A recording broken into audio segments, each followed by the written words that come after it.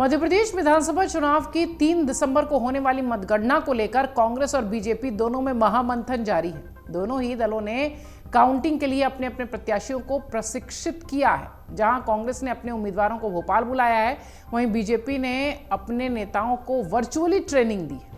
MP Congress कार्यालय में रखे गए इस प्रशिक्षण में कांग्रेस के लगभग सभी 230 प्रत्याशी शामिल थे। ये ट्रेनिंग 2 चरणों में हुई है। पहला चरण सुबह 11 बजे से शुरू हुआ था, जिसमें कि रीवा, शहडोल, जबलपुर, ग्वालियर, चंबल संभाग के तमाम प्रत्याशी शामिल थे। इसके बाद दूसरे टर्म में दूसरी पाली में दोपहर 2:30 बजे से ट्रेनिंग शुरू की गई। इसमें इंदौर, उज्जैन, नर्मदापुरम, भोपाल और सागर संभाग के तमाम प्रत्याशी शामिल थे। प्रत्याशियों के साथ ही पोलिंग एजेंट्स को भी ट्रेनिंग यहां दी गई। इस दौरान प्रत्याशियों और एजेंट्स को बताया गया कि उन्हें ईवीएम के हर राउंड के बाद उसका प्रमाण पत्र लेना है। इसके साथ ही डाक मत पत्रों की गिनती के समय अलर्ट रहना है। इसके साथ ही ये भी कहा गया कि कुछ अधिकारी गड़बड़ी कर सकते हैं, उन पर नजर रखना है। वहीं बीजेपी ने भी 3 दिसंबर को होने वाली काउंटिंग के लिए अपने सभी उम्मीदवार और पोलिंग एजेंट्स को तैयार किया है। इसके लिए खुद प्रदेश के अध्यक्ष जो है वो वीडी शर्मा ने मोर्चा संभाला है। उन्होंने पार्टी मुख्यालय से सभी प्रत्याशियों से वर्चुअली संपर्क किया। उनके साथ पार्टी के प्रदेश संगठन मंत्री हितानंद शर्मा भी मौजूद रहे। शर्मा ने सभी को बताया कि काउंटिंग के दौरान सभी को अपनी नजर बनाए रखनी है, कोई लापरवाही नहीं बरतना है। कुछ भी गड़बड़ी नजर आए तो सीधे वरिष्ठ नेताओं से संपर्क करना है। ये ट्रेनिंग का प्रोसेस दोनों ही पार्टियों ने रखा है। आपको बता दें कि प्रदेश में 17 नवंबर को 230 सीटों पर वोटिंग हुई थी और अब भी सभी को बस मतगणना का इंतजार है। मतदाताओं ने इस बार वोटिंग के सारे रिकॉर्ड तोड़ दिए थे। इस बार अब तक का सर्वाधिक मतदान हुआ था 77.15%, जिसमें कि महिलाओं ने इस बार सर्वाधिक 76.03% के साथ रिकॉर्ड बनाया है।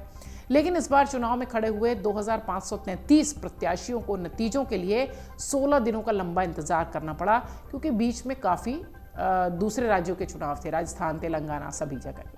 ये पिछले 5 चुनावों में सबसे लंबी प्रतीक्षा है। अगर आप कह दें तो जो वेटिंग टाइम रखा गया है वो बहुत लंबा है। इस वजह से प्रत्याशियों में नतीजों के प्रति बेचैनी भी बढ़ रही है। ये पहला मौका है जब परिणाम के लिए इतना लंबा वक्त लग रहा है। पिछले चुनाव में नतीजों के लिए इंतजार को देखें तो साल 1998 और 2003 के मतदान में तीसरे दिन ही परिणाम आ गए थे।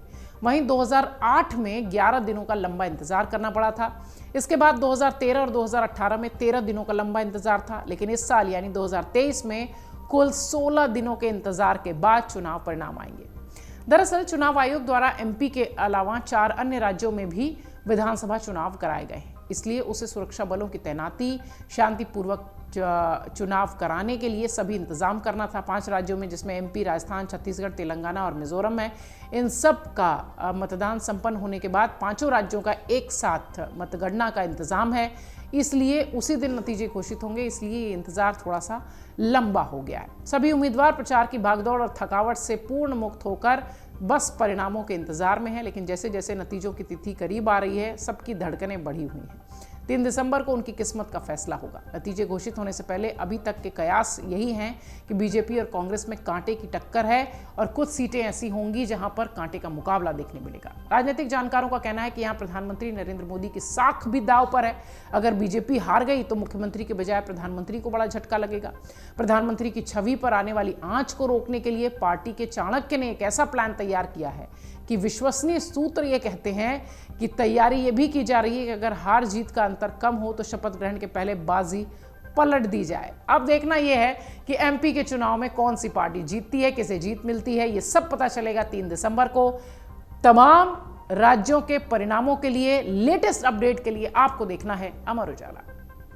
अगर आप ये वीडियो YouTube पर देख रहे हैं तो हमारे चैनल को सब्सक्राइब करें और बेल आइकन को दबाना ना भूलें। अगर आप Facebook पर ये वीडियो देख रहे हैं तो हमारे पेज को लाइक करें।